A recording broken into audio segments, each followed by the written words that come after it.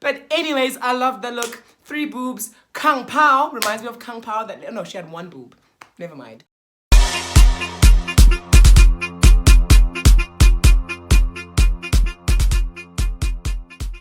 Hey guys, my name is Lihle Mkobozi and welcome to my channel. Thank you so much for watching. First things first, if you're new to my channel, please just click on the hyperlink that's right here and you're automatically subscribed. And then after doing that, go to the subscribe button at the bottom, but right next to it, there's a bell icon. Click on that icon so that you're notified every time I drop something crazy on my channel. I only give you fun content. Now, as you probably can tell, I'm wearing a rainbow scarf and this is to commemorate the Pride Month, International Pride Month. And what better way to commemorate this auspicious month than with reviewing RuPaul's Drag Race Season 11. But before I get to that, I just want us to focus on the fact that RuPaul's Drag Race's viewership has grown so much. Looking at the caliber of people that are tweeting about RuPaul's Drag Race, and it is a melting pot of people, straight, gay, bi, trans, everybody is talking about it. RuPaul's Drag Race has come a long way from its first season when it was just a little small stage and people didn't understand drag culture. I didn't understand that drag culture.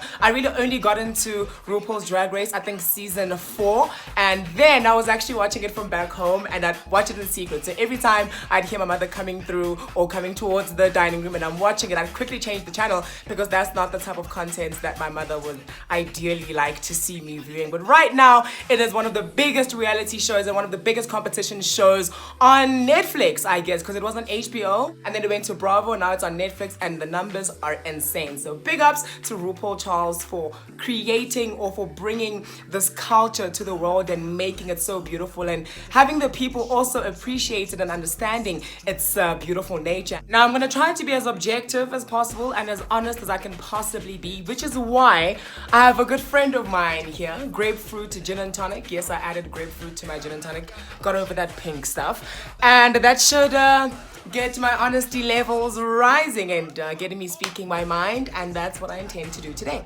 And to kick this off, I think let's get into the first episode where the queens were introduced to us and look at what they were wearing, and let's decide, or well, let me decide on if, you know, those looks were a hit or a miss, because I mean, as much as it's a reality show, a lot of the content is based on looks and makeup and challenges and how people interpret all those challenges into looks and yada yada yada. So I'm ready for that. Let's get into it.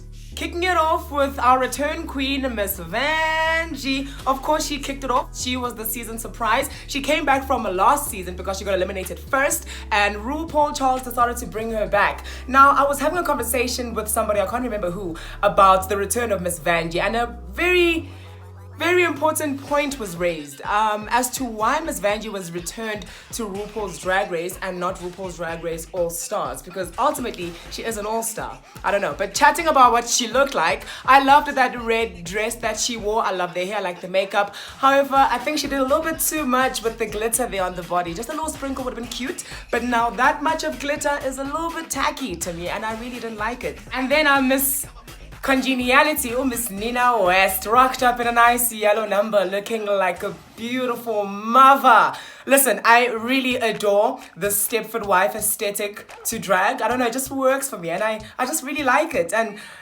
she comes with the personality, it needs the personality, and she served that. First impression, I just knew she was one of the older queens, because it's the older queens who are more inclined to go into that Stepford wife route. Plastic Tiara made a regal entrance in this nice nude sparkly bodysuit and some purple ruffling there happening. I was living for it. I loved her look. She is gorgeous from the word go. I just knew that she'd be that queen who would just serve us looks, and she did. She did. Mercedes Iman Diamond stunned in a white number, looking like the Ice Princess gone rogue. I was living for it. Listen, I really thought that Mercedes Iman Diamond would be one of the outspoken girls, judging from her interaction with the other girls during the first episode. But as the season kept progressing, her personality got smaller and smaller, to the point where some of the girls were actually asking her, why are you always in the corner by yourself? Come join us, come chat to us. You're not the chatty type. And I think it's because she cracked under the pressure. As for the ululating though, sis, I was living!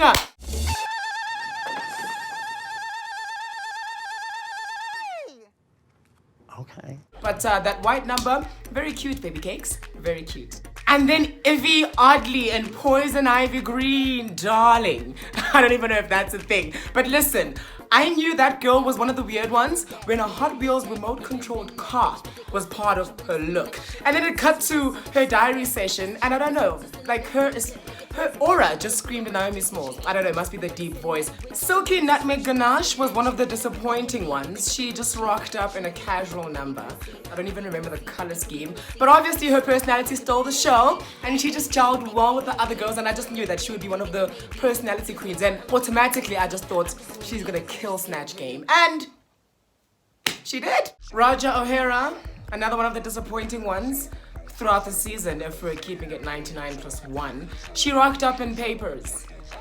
Drag on a dime, I guess. Ariel Versace came in giving us Elizabethan realness. However, her intro and her entrance wasn't really memorable. The look was safe. The look was safe, and that's what I've got to say about Ariel.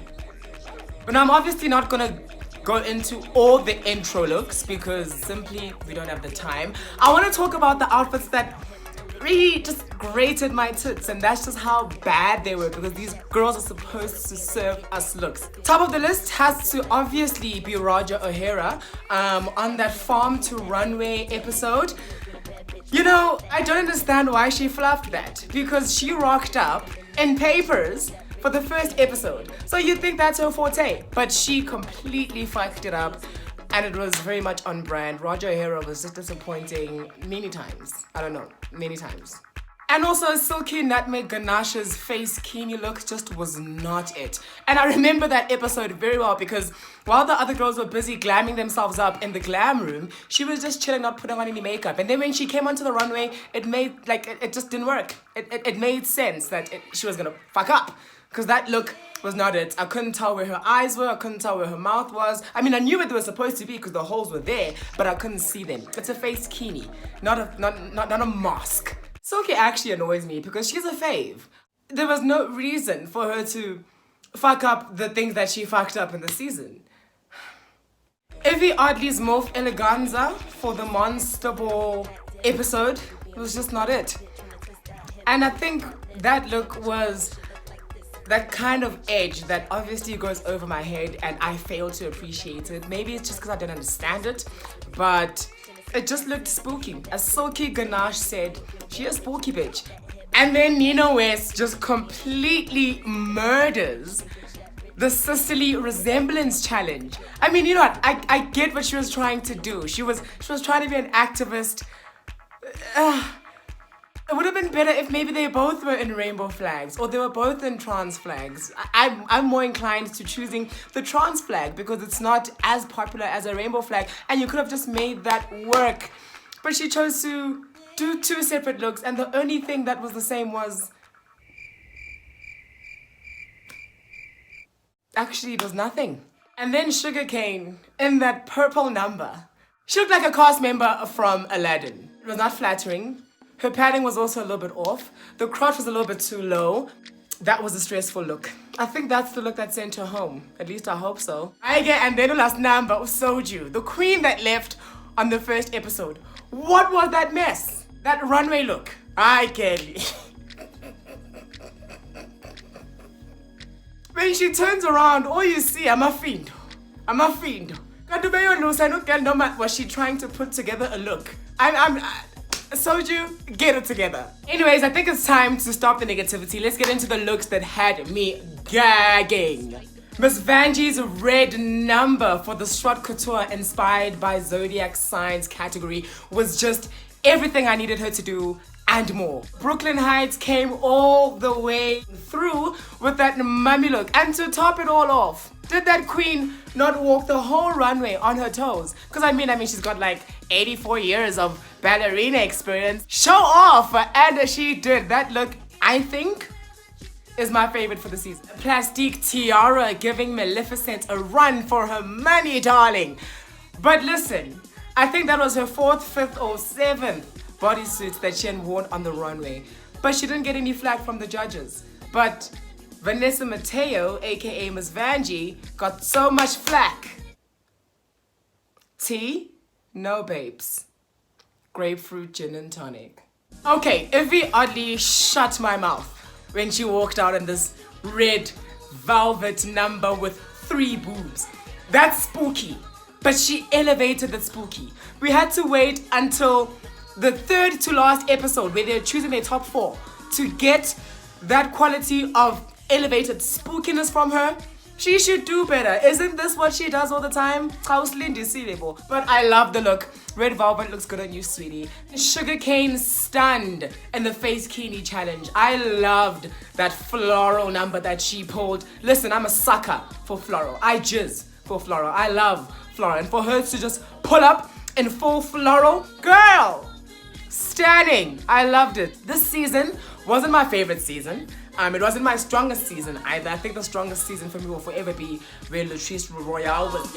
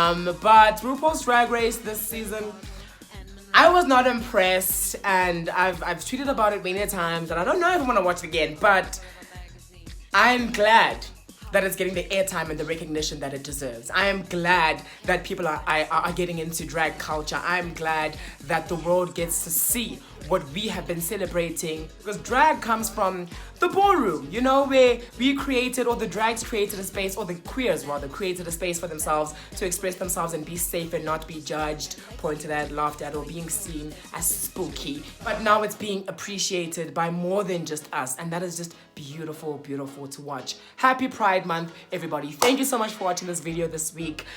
My videos are going to be very, very slow from now on because I'm struggling with a lot of things, but I'm going to try my best to post as regularly as I can. But on that note, though, it's your boy Leash dipping out with some YouTube love. Mwah.